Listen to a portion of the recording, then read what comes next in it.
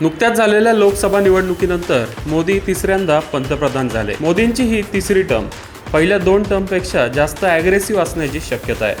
वक्फ board कायदा सुधारणा, मणिपूर हिंसाचाराबाबतचं नवं धोरण असे अनेक ऐतिहासिक निर्णय मोदींच्या कार्यकाळात प्रतीक्षित आहेत. मोदी खरंच काय करणार याचा अंदाज सातत्याने बांधला जातोय. आता खुद्द अमित शहांनी आपले पत्ते ओपन केलेत.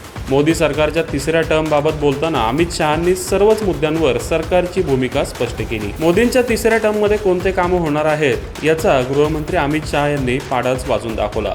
विकास आणि गरीब कल्याणासाठी सरकार समाजातील प्रत्येक घटकाला सामावून घेऊन समन्वय साधत असल्याचं शहांनी स्पष्ट केलं. गरीब, महिला, शेतकरी आणि मध्यमवर्गीयांच्या कल्याणासाठी तसेच पायाभूत सुविधांच्या विकासासाठी सरकारने उचललेल्या पावलांची सविस्तर माहिती शहांनी पत्रकारांना दिली. मोदींच्या तिसऱ्या टर्ममध्ये वक्फ कायद्यातील सुधारणा प्रामुख्याने होईल असं शहांनी स्पष्ट केलं.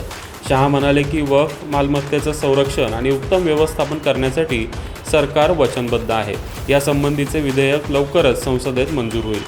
वक्फ कायद्यातील दुरुस्त्यांविरोधात QR कोडद्वारे चालवल्या जात असलेल्या मोहिमेबद्दल विचारलं असता अमित शहा म्हणाले की JPC या समस्येची दखल घेण्यास सक्षम आहे आणि वास्तविक सूचना आणि मोहीम यातील फरक ओळखून सुधारणांवर निर्णय घेण्यात येईल. मणिपूर हिंसाचाराच्या संदर्भात मोदी सरकारवर अनेक प्रश्न उपस्थित करण्यात आले.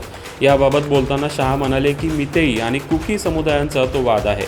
सरकार या दोन्ही समाजाशी चर्चा करते.